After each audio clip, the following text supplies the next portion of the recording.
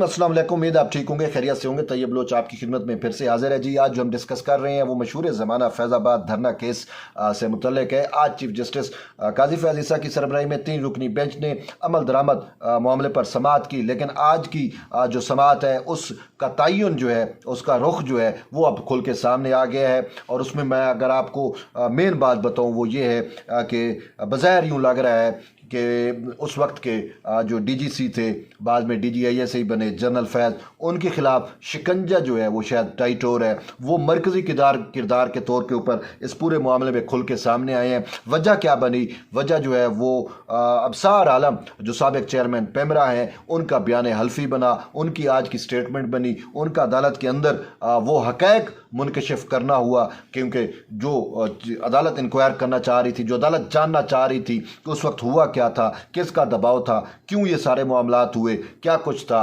और नज़रसानियाँ पर क्यों दायर हुई। तो वो हमें जो एक किरदार था वो जनरल फैज़ एक पॉइंट आउट होके अबसार आलम के ज़रिए सबके सामने आ गया है। तो इसी पर फिर चीफ जस्टिस ने पूछा कि अगर कल को हुकूमत जो है इस पर इंक्वायरी कमीशन बनाती है, जनरल फैज़ को बुलाया जाता है, तो क्या आप उसके मुंह पे बात कहेंगे? तो अबसार आलम ने कहा कि मैं नहीं डरता, मैं ला इलाहा इल्लल्लाह, उन्होंने कलमा पढ़ के कहा कि मैं उसके मुंह पे भी बात करूंगा। उन्होंने कहा जरा के लिए आप तैयार होंगे? तो उन्होंने कहा मैं तैयार हूँगा। तो इसके साथ साथ आज एक अहम और डेवलपमेंट भी हुई, वो ये थी कि हुकूमत ने पहले लेपा तोपी के लिए, फॉर्मेलिटी के लिए, कागजी कार्रवाई के लिए एक फैक्ट फाइंडिंग टाइप कमेटी बनाई थी, जिसको आज सुप्रीम कोर्ट ने मुस्तरद कर दिया। उसके TORs, उसकी सारी चीज़ों को देख के उन्होंने कहा ये क्यों, ऑलरेडी ये मामला जो है वो अपने तकरीबन इंजाम को पहुंच चुका है, अमल दरामद का है, तो इसमें फैक्ट फाइंडिंग का क्या है। तो उन्होंने कहा अगर बनाना है तो फिर कोई पावरफुल कमीशन बनाया जाए। तो जिस पर अटॉर्नी जनरल फॉर पाकिस्तान ने कहा कि हमारी कि हुकूमत जो है वो इस पर सोच रही है कि वो इंक्वायरी कमीशन बनाए। तो उन्होंने कहा इंक्वायरी कमीशन हुकूमत सोच रही है कि आप श्योर हैं,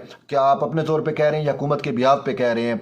तो इस पर अतर मिनल्ला ने कहा कि इससे पहले कि आप ऐसा कोई बयान दें, आप हुकूमत से हिदायत ले लें, फिर उसके बाद। तो यूँ हुकूमत को वक्त दिया गया है, और लेकिन अटॉर्नी जनरल ने जो है वो अदालत को बता दिया कि इस पर जो है वो इंक्वायरी कमीशन बनेगा। तो यूँ अगर इंक्वायरी कमीशन बनता है तो फिर मामलात जो हैं वो खुल के सामने आएंगे। एक पावरफुल कमीशन होगा जो फिर इसमें सारी चीज़ों को देखेगा, और जो लोग मुलविस हैं, जो इन्वॉल्व हैं, उनके खिलाफ जो है वो फिर कार्रवाई भी होगी। और इसी वजह से चीफ जस्टिस ने अबसार आलम से भी पूछा।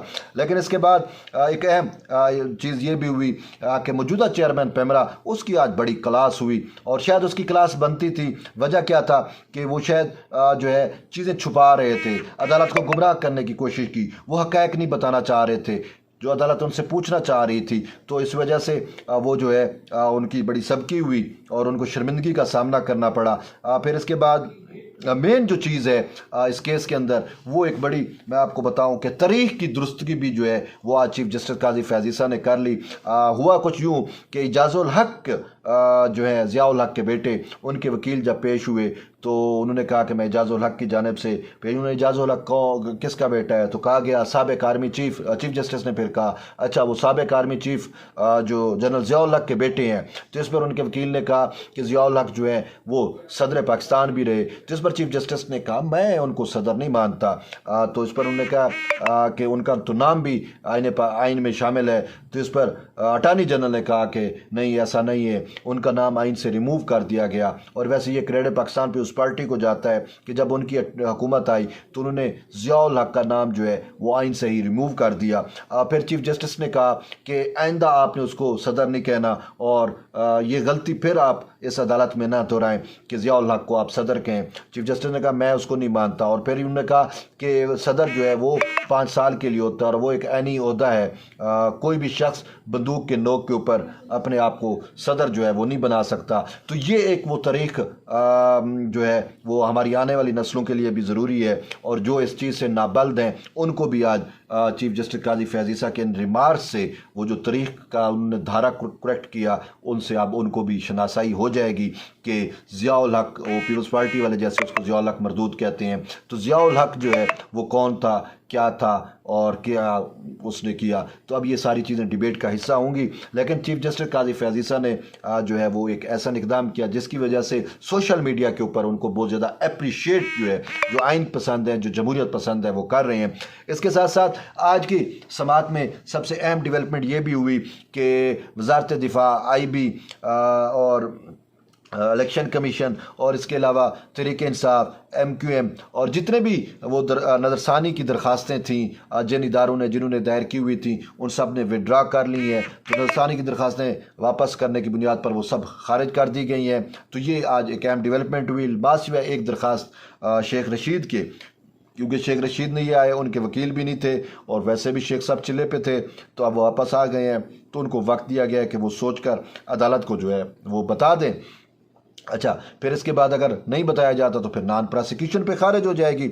تو اس کے ساتھ ساتھ ایک اہم چیز یہ ہوئی کہ الیکشن کمیشن کو جو ہے وہ TLP سے متعلق 1 ماہ کا وقت دیا ہے کہ آپ اس کو پھر سے دیکھیں کہ یہ کب رجسٹر ہوئی، کیسے رجسٹر ہوئی، اور رجسٹر کرنے والا پاکستان میں کیوں نہیں ہے، وہ باہر کیوں بیٹھا ہوا ہے، اور فارن فنڈنگ سے متعلق ساری چیزیں جو ہے وہ حقائق کا دوبارہ جائزہ لے کر عدالت کہا گیا ہے کہ وہ عدالت کو بتلایا جائے۔ تو یوں الیکشن کمیشن نے تو 3 ماہ کا وقت مانگا تھا، تو چیف جسٹس نے کہا کہ نہیں، ابھی الیکشن ہونے ہیں، اس سے پہلے ہی جو ہے آپ ہمیں یہ سارے حقائق جو ہیں وہ بتائیں۔ اور اس کے بعد جو ہے وہ سب سے مین جو چیز ہے وہ انکوائری کمیشن کا قیام ہے۔ اب دیکھتے ہیں حکومت پاکستان کی جانب سے آئندہ سماعت پر عدالت کو کیا بتایا جاتا ہے کہ کیا حکومت پاکستان یا نگران سیٹ اپ یا یہ جو موجودہ حکومت ہے وہ انکوائری کمیشن بناتی ہے نہیں بناتی، اور پھر اگر انکوائری کمیشن بنتا ہے تو پھر جنرل فیض کا کیا ہوگا۔ اور پھر یہ بھی سوال جنم لے رہا ہے کہ کیا جنرل فیض نے اقدامات اپنے طور کے اوپر کیے تھے، کیونکہ جنرل فیض تو اس میں مرکزی کردار کے طور پہ سامنے آ چکا، اور اب سار عالم نے جو کچھ کہا وہ شاید اور کوئی نہیں کہہ سکتا تھا۔ انہوں نے وہ حقائق جو ہیں وہ سامنے لا کر عدالت کے سامنے جو ہے وہ حقائق رکھ دی ہیں، اور اس پر چیف جسٹس پاکستان نے جو ہے وہ بڑے واضح طور کے اوپر جو ہے وہ یہ ریمارکس دیے کہ ہمیں جو ہے وہ دیکھنا ہے کہ اس وقت حالات کیا تھے اور کیوں کر ایسا کیا گیا۔